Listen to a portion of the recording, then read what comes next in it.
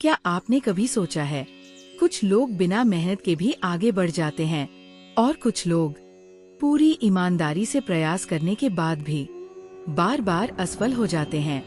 क्या यह केवल किस्मत है या इसके पीछे कोई ऐसी बात छिपी है जिसे हम समझ नहीं पाते? आज की कहानी शायद इस सवाल का उत्तर दे दे। एक नगर में दो व्यक्ति रहते थे। दोनों रोज मंदिर जाते, दोनों मेहनत करते, दोनों भगवान पर विश्वास रखते थे, लेकिन उनकी जिंदगी बिल्कुल अलग थी। पहले व्यक्ति को जो चाहिए होता वो आसानी से मिल जाता, दूसरा हर कदम पर संघर्ष करता। एक दिन उसका धैर्य टूट गया। उसने मन ही मन कहा, हे प्रभु, अगर आपने मेरे लिए कुछ लिखा ही नहीं तो फिर मुझसे इतनी मेहनत क्यों करवाते हैं? उस दिन वह बिना प्रार्थना किए चुपचाप लौट आया। रास्ते में उसे एक वृद्ध माली मिला।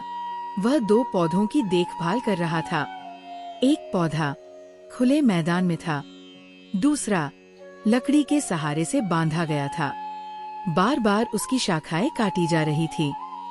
ये देखकर उस व्यक्ति ने पूछा, इसे इतना काट क्यों रहे हैं? क्या आपको इस पौधे से प्रेम नहीं? माली मुस्कुराया।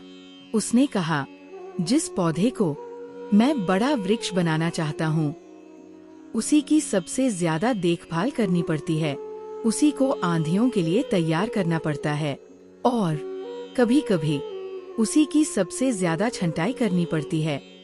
उस व्यक्ति ने पहली बार अपनी जिंदगी को उस पौधे की तरह देखा।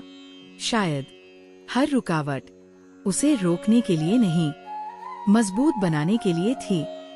शायद हर देर उसे थकाने के लिए नहीं, सही समय तक पहुंचाने के लिए थी। उसने समझ लिया, जब जीवन बार बार आपको परखता है तो हमेशा ये मत सोचिए कि भगवान आपसे दूर है।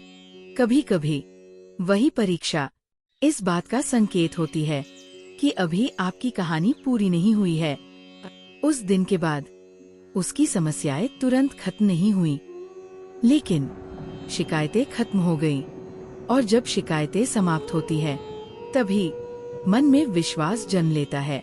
विश्वास जो परिस्थितियों से नहीं, अंदर की शक्ति से पैदा होता है। हर कठिन समय सजा नहीं होता।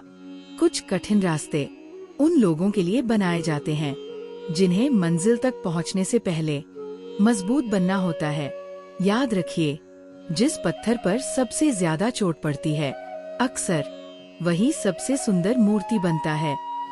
अगर इस समय आपकी जिंदगी में भी संघर्ष चल रहा है, तो शायद ये अंत नहीं, तैयारी का समय है।